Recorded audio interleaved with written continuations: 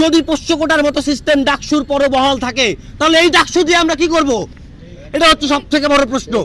ডাকসুর ভিপি সাদিক কায়ুম ভাইয়ের দিকে অনুরোধ জানাই, এস.এম. ফরহাদ ভাইয়ের দিকে অনুরোধ জানাই, দাড়িপাল্লার প্রচারণায় যান, সমস্যা নাই, কিন্তু তার আগে ঢাকা বিশ্ববিদ্যালয়ের ঘাড়ের উপর পোষ্য কোটার যে বোঝা চেপে আছে সেটা নামানোর জন্য দৃশ্যমান পদক্ষেপ নেন। ডাকসু পোষ্য কোটা বাতিলের প্রশাসনের সাথে আলোচনা করে কোনো দৃশ্যমান পদক্ষেপ না নেয়, তাহলে আমরা যদি কঠোর আন্দোলনের দিকে চাই, সেই আন্দোলনের দিক কিন্তু শুধুমাত্র প্রশাসনের দিকে হবে না, সেই আন্দোলনের দিক আমরা অবশ্যই ডাকসুর দিকেও আঙুল তুলব।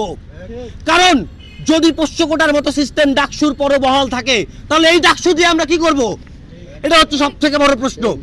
তো আমরা ডাকসুর ভিপি সাদিক কায়ুম ভাইয়ের দিকে অনুরোধ জানাই, এস.এম. ফরহাদ ভাইয়ের দিকে অনুরোধ জানাই, দাড়িপাল্লার প্রচারণায় যান, সমস্যা নাই, কিন্তু তার আগে ঢাকা বিশ্ববিদ্যালয়ের ঘাড়ের উপর পোষ্য কোটার যে বোঝা চেপে আছে সেটা নামানোর জন্য দৃশ্যমান পদক্ষেপ নেন।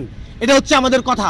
তো সব মিলে আমরা মনে করি ঢাকা বিশ্ববিদ্যালয়ের যে এই কোটাটার যে সিস্টেম, এই সিস্টেমটা যদি আমি ছোট করে একটু আপনাদের জন্য বলি, সেটা হচ্ছে এখানে কোনো পার্সেন্টেজ নাই, এটা মূল সিটের বাইরে রিজার্ভ সিট রাখা হয় এই পোষ্য কোটার জন্য, যেটা অত্যন্ত দুঃখজনক।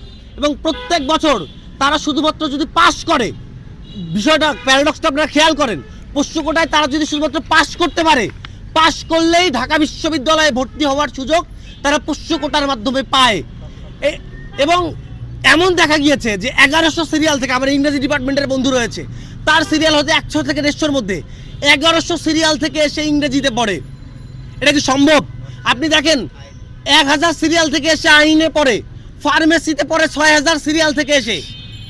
তো এই ঘটনাগুলো ঢাকা বিশ্ববিদ্যালয়ে ঘটে এবং অদ্ভুতভাবে তারা সব বিষয় নিয়ে কথা বলে, কোথায় কে কি করতেছে এইসব নিয়ে তাদের অনেক কথাবার্তা, অনেক কনসার্ন, অনেক বিবৃতি, কিন্তু ডাকসুরে তাদের এইসব নিয়ে কোনো কনসার্ন নাই।